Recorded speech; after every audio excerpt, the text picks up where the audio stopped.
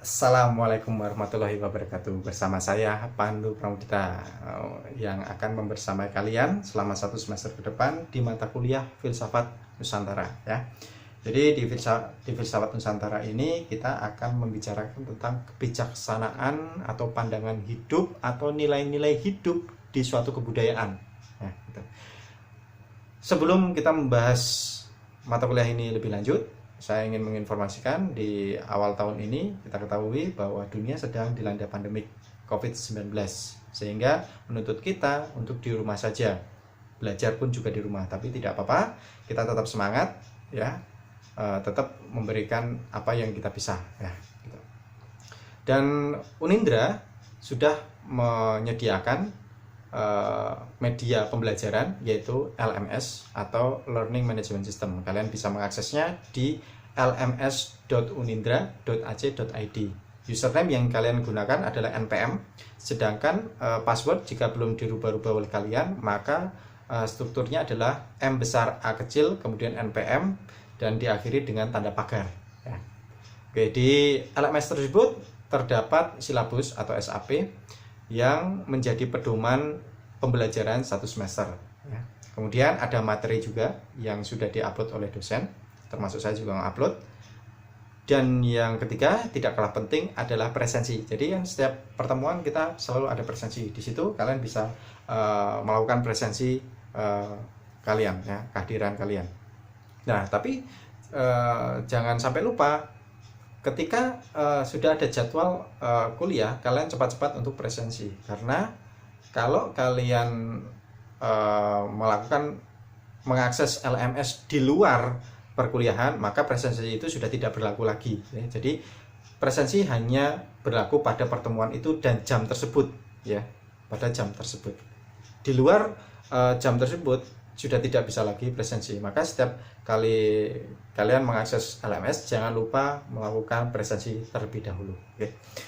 Oke, kemudian referensi yang digunakan ini referensi-referensi yang kalian dapatkan juga di Filsafat Ilmu dan Pengantar Budaya Nusantara atau di mata kuliah budaya yang lainnya ya. Oke, kita masuk pada materi.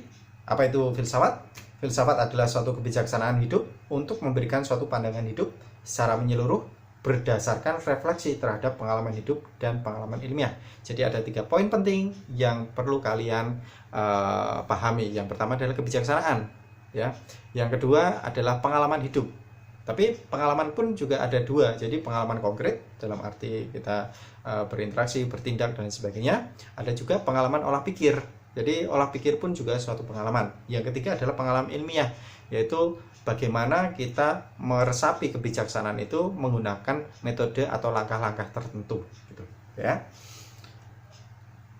Di dalam bahasa asing di Yunani itu disebut filosofia, bahasa Inggris itu filosofi, bahasa Belanda itu filosofi, sedangkan di bahasa Arab falsafah ya.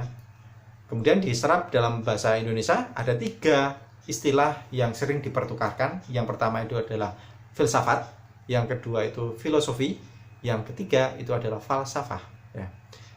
Ini sering dipertukarkan meskipun dalam terkadang juga ada yang membedakannya. Misalkan falsafah itu terbatas pada pandangan masyarakat atau kebijaksanaan masyarakat. Yang kedua filsafat artinya dalam melakukan satu pemahaman dalam sebuah benda ataupun aktivitas itu harus menggunakan logika-logika tertentu atau menggunakan teori dan metode. Yang ketiga filosofi itu adalah nilai-nilai yang terdapat di dalam suatu benda ataupun aktivitas ya, filosofi. Oke, tapi kita bisa menggunakan salah satunya saja, filsafat, filosofi atau falsafah. Oke. Kemudian karakter berpikir filosofis itu ada 4 ya. Yang pertama itu adalah rasional, artinya masuk akal ya. Yang kedua itu adalah radikal. Radikal itu artinya mendalam sampai ke akar-akar. Jadi tidak hanya menjelaskan secara deskriptif atau permukaannya saja, tapi harus menjelaskan secara eksplanatif atau secara mendalam ya, apa sebabnya, apa faktornya dan sebagainya.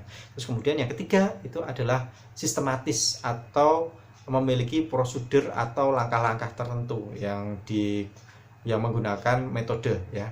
Ini sistematis itu artinya menggunakan metode. Yang keempat adalah universal. Universal artinya itu bisa atau dapat diterima oleh semua kalangan atau semua masyarakat, tetapi juga bisa diartikan sebagai bisa diterima oleh kelompoknya, gitu ya.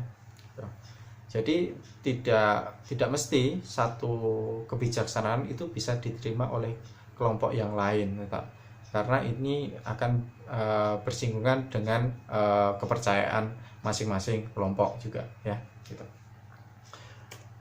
Kemudian perbedaan antara filsafat barat dan filsafat timur.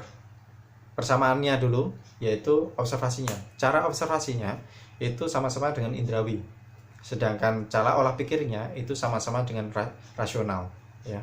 Perbedaannya adalah di presensialnya atau penarikan maknanya. Pada filsafat barat itu hanya sebatas pada rasionalitas atau olah pikir. Sedangkan di filsafat timur itu sampai ke intuitifnya. Jadi menggunakan batin atau menggunakan hati atau menggunakan rasa ya. Itu. Oke, selanjutnya. Jadi ketika kita membicarakan filsafat itu pasti ada 3 aspek ya. Aspek ontologis, aspek epistemologis, dan aspek aksiologis ya.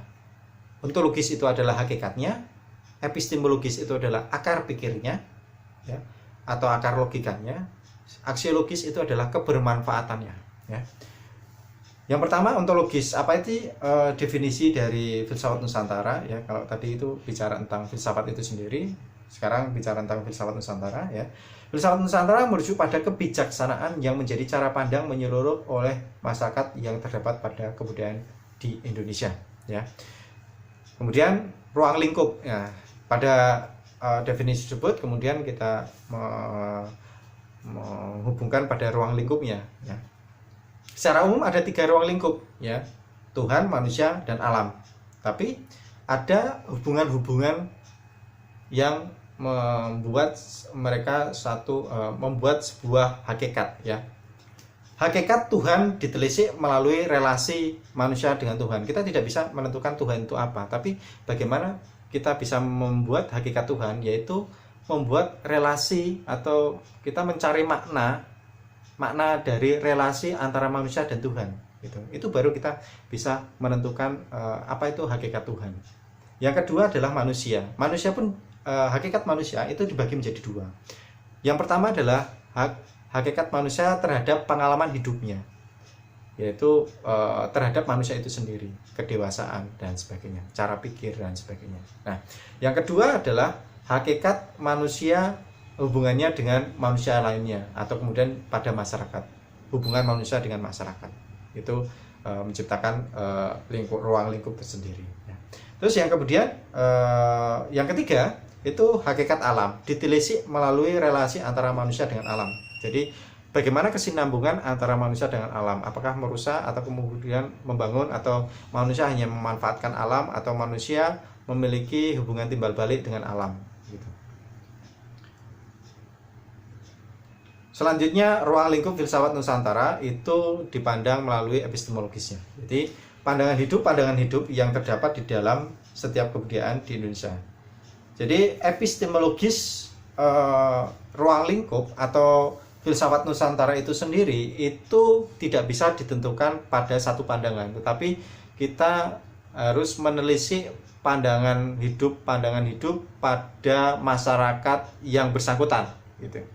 Misalkan filosofi pada kain batik, yaitu ya harus kita telisik melalui pandangan misalkan masyarakat Jawa, kalau itu berasal dari Jawa. Kalau misalkan batik itu ada di Surakarta dan Yogyakarta, ya kita harus menelisik melalui filosofi atau pandangan hidup masyarakat Surakarta untuk batik Surakarta, pandangan hidup Yogyakarta ya untuk batik Yogyakarta. Jadi jangan dipersilangkan, karena bisa jadi ada hal yang berbeda.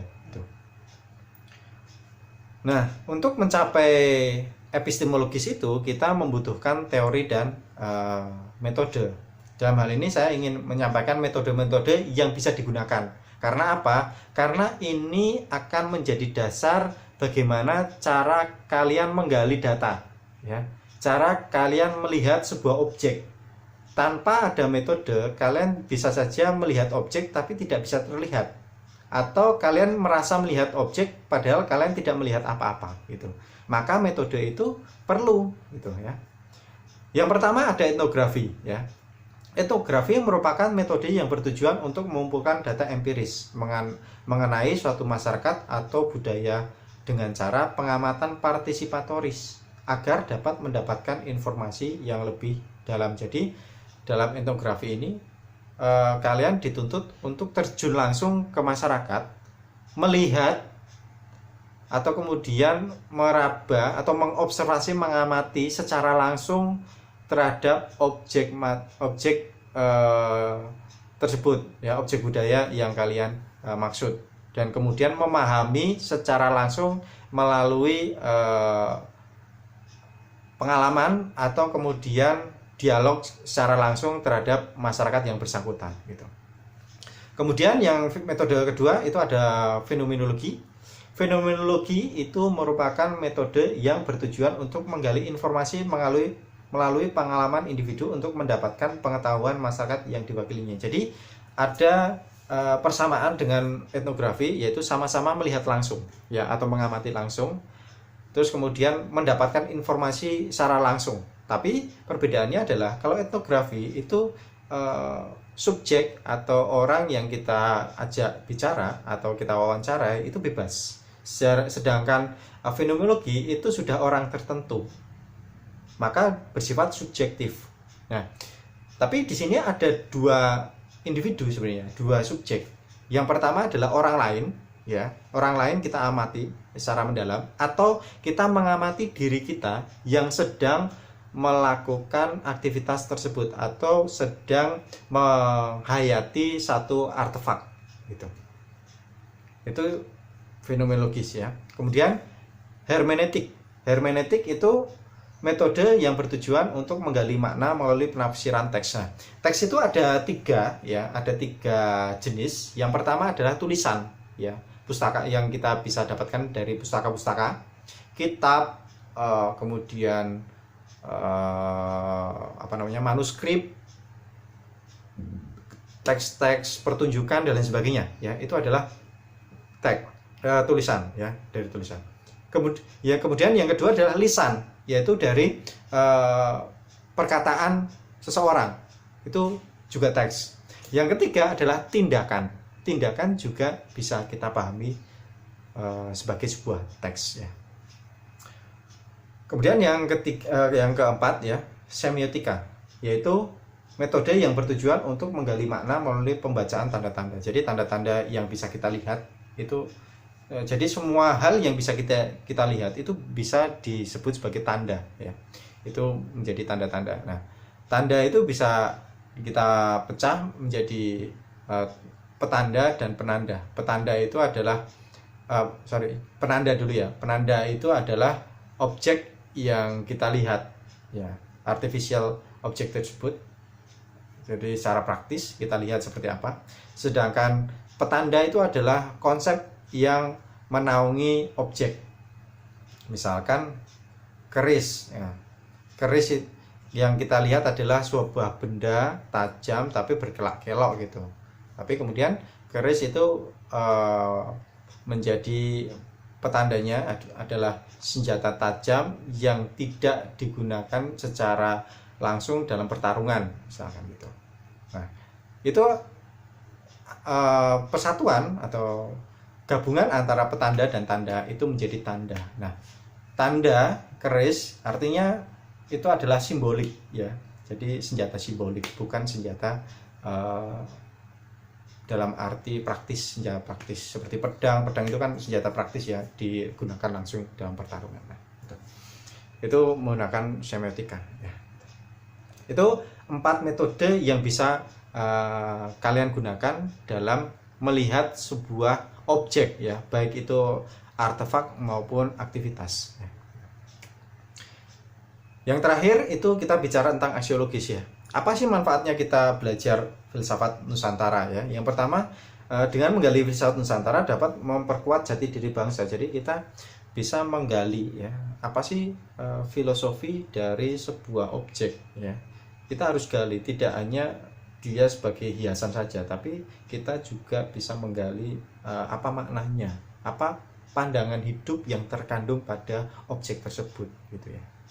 Terus yang kedua adalah bagi seorang desainer ya, bagi kalian sendiri, penggalian filsafat Nusantara akan memberikan nilai filosofis spiritual dan material pada karya yang mengangkat objek kebudayaan. Jadi kalian tidak hanya mempromosikan atau mempublikasikan, menginformasikan satu objek benda, tapi juga kalian turut mempublikasikan atau menginformasikan nilai-nilai apa yang terkandung pada objek tersebut. Itu ya. Oke, sekian dari saya.